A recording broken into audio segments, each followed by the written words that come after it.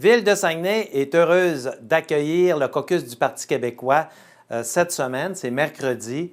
Alors, Mme Marois va être présente. On sait que c'est une réunion très importante. Alors, c'est un équipement aussi qu'on met en évidence parce que c'est probablement une des belles salles du Québec.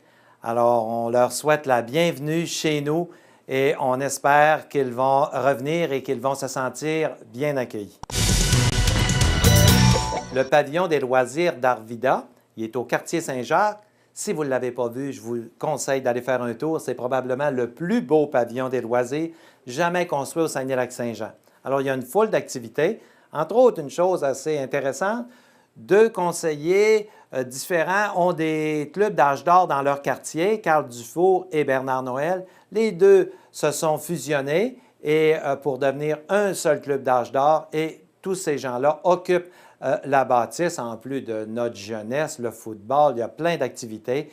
Alors, je pense que Bernard Noël a travaillé fort pour que le Parc Saint-Jacques devienne le plus beau parc de loisirs, de sport, jamais construit au Saguenay-Lac-Saint-Jean. Vous savez que ça coûte cher de réparer les bris qu'on a partout dans la ville, mais quand ce sont des bris qui sont occasionnés par des vols, par des malfaiteurs, c'est vraiment déplaisant et ça n'arrête pas. Encore une fois, je lance un appel aux citoyens. Si vous voyez des suspects, des gens qui se promènent, on me dit qu'il y en a en 4 roues, il y en a en pick-up, il y en a des gens qui se promènent et qui brisent dans le but de récupérer particulièrement du cuivre actuellement, mais ça peut être n'importe quoi. Des fois, c'est dans des parcs. Il y a des bancs de parcs qui ont été brisés. On a toutes sortes de choses qui se passent et ça nous coûte cher. Et comme les budgets sont serrés, on ne prévoit pas beaucoup d'argent pour ces bris.